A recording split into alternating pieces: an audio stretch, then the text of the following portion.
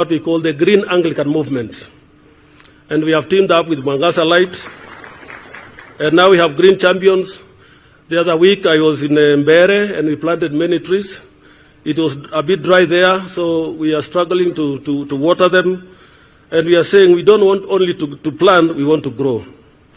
And so far, the Anglican Church has planted 3 million trees. Our aim by 2026, when we are celebrating our year of ecology, according to our decade strategy, because we have a 10-year decade strategy, we will be planting 15 million trees. Just a fraction of what you have imagined in this country. So we will make a little of our contribution.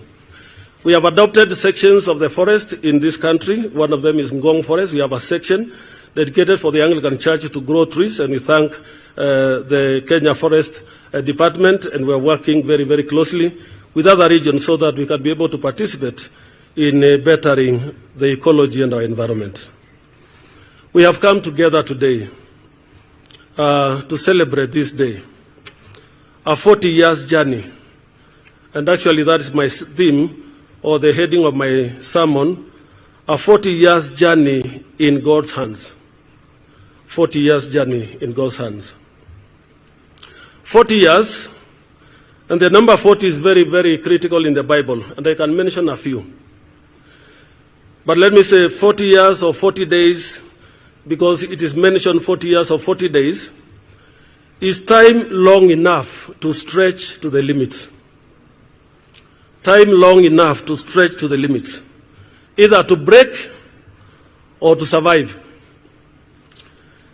When God was angry with humanity in the time of Noah, he poured torrential rains for 40 days and 40 nights, and it ravaged the whole environment, and destruction happened apart from Noah and his family, who adhered to God's will, and they made the Safina. 40 days. The children of Israel had to wander in the wilderness for 40 years, a journey which could have taken them barely a month from Egypt to Palestine. They wandered for 40 years because of their disobedience and disbelief in the God who is leading them. So they were made to wander for 40 years, a moment of either breaking or hardening them. Moses went to the mountain to speak with God before he received the 10 Commandments to guide humanity, and he was away for 40 days and 40 nights. And the crowds downhill became impatient, and they began to say, he has forgotten us. He might have been killed by that God. Let us make our own God. So they began to create an image as their own God, because they cannot wait for 40 days. Time long enough to stretch to the limits. Jesus, before he began his ministry in Galilee, fasted for 40 days and 40 nights, just before he descended to begin his ministry. The temptations were so intense, including hunger, where the devil tells him, now you have been hungry for 40 days.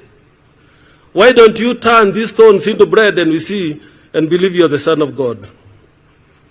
And he tried many means of breaking him, because he knew 40 days was time long enough to stretch beyond the limits. And Jesus triumphed.